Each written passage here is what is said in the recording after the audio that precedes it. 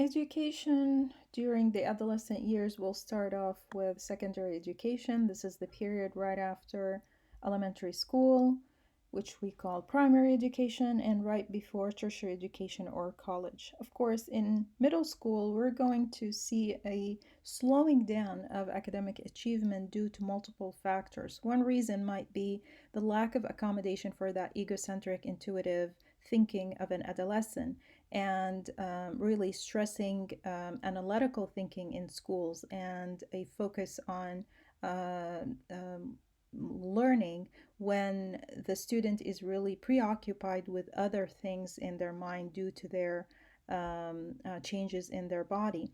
The first of which would be the biological and psychological changes of puberty and what it entails in really focusing on things other than really school interest. This is the mind that's going to be focused on peers and the other sex, and questioning and exploring and experimenting with things that they might not have access to prior to that stage. They might also be experiencing a setback due to bullying, particularly if they are in the first year and they may be belonging to a vulnerable group, like we discussed, that might be a target of bullying. Another reason can be just the change in dynamics between students and teachers. Think of elementary school, how you only had one teacher, you were in one classroom, you pretty much had things planned for you, and then all of a sudden now you are in charge of a very complicated schedule of classes, and you are going to be running between classes and multiple teachers, and you're asked to remember all of this, and stay on top of all of this. And finally, the engagement of the parent in the educational process starts to slow down as well. Think of elementary school when the mom was more engaged, attendance to school events and open house was a priority usually on parents' calendars. But when we start to get into middle school or even high school, we start to see how even teachers try to entice parents to come attend open house or school events by suggesting that the student might get 2 points extra if they attended or their parents showed up. So this is all kind of the reason why we have that a drop or a slowing down in the academic achievement due to the nurture and the nature working together. Another reason why is also or could be a factor is really the student themselves, and how they view intelligence, how they view their abilities and their potential. And this is also reflective of what we talked about before when we said how they feel about their competence. And if they had gotten messages of their ability as capable or inferior. And this also translates into two types of ways of thinking about intelligence, one of which is the entity theory of intelligence, and the other one is the incremental theory of intelligence. And what the entity theory of intelligence is, if the student adopted an idea that intelligence is something innate, and it's either you got it or you don't, you're good at it, or you were born good at math, and or I'm just bad in math, or math is too hard for me, or I'm stupid in this subject. And if they have that, then they have already rejected the idea that they can improve on it, and therefore their efforts are going to be zero, because they really adopted that fixed idea of I can't improve on this. However, what we see is that students who come with the incremental theory of intelligence, they tend to be doing much better academically, because they have the mindset that if I work hard, if I practice, if I study, if I participate, if I complete my homework, then I can master this, then I can improve my grade. These two factors are also important, because coupled with what we talked about, um, uh, uh, going on through the mind and the body of the adolescent, kind of predict what we are looking for when it comes to academic achievement. Now, many of the patterns and problems of middle childhood are going to continue into middle school, and many of the problems in middle school are going to continue into high school. So, if a child was subjected to any type of, say, bullying or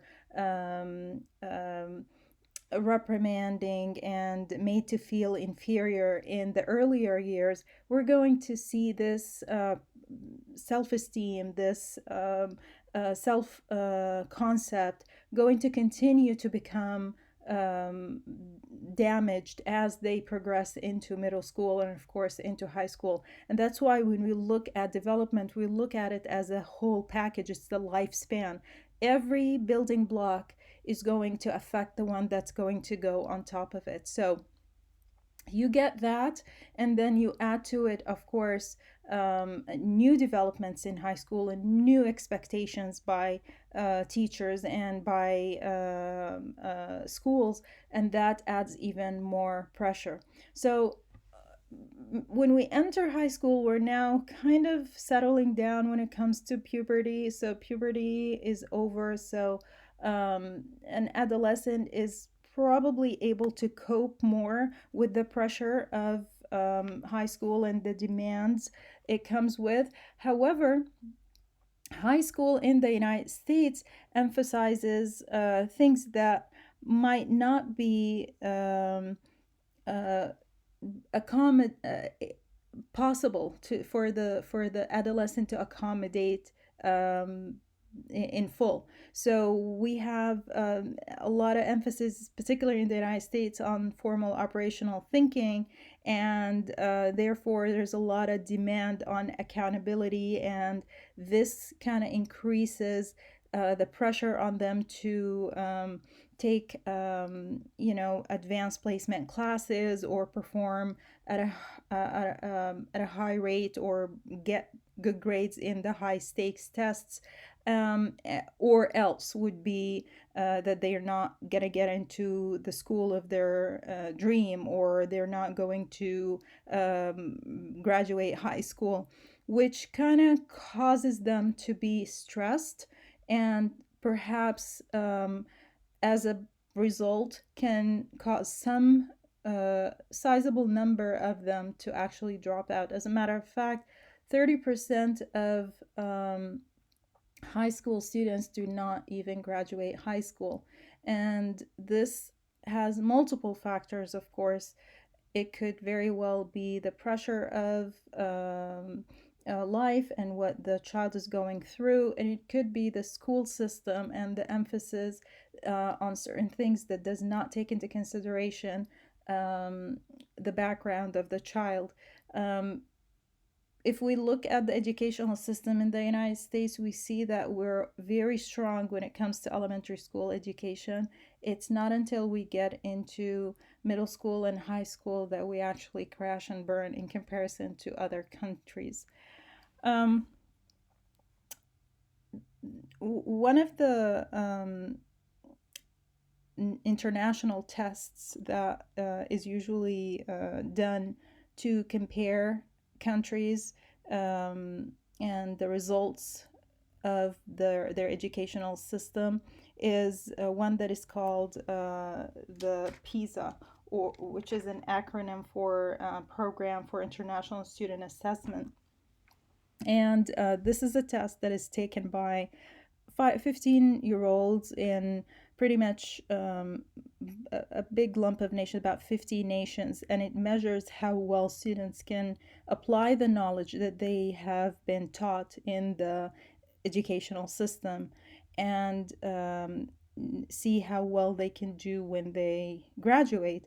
However, students in the United States seem to have a particular problem and difficulty with that test, which makes sense because business leaders have a major concern about high school graduates, that they are not ready for the demands of work because of their education. Their education is usually too abstract and is lacking real life experiences and the ability to discuss and regulate emotion and have real tangible experiences of what it is really to have a boss and what it is to have a a time frame for a project to be completed and to get along with people from different backgrounds and different temperaments. So all of these real life experiences are not being taught in schools, and if they are, they're not really being taught in every school system. So there is no kind of unified system that prepares these students when they leave high school for the real world.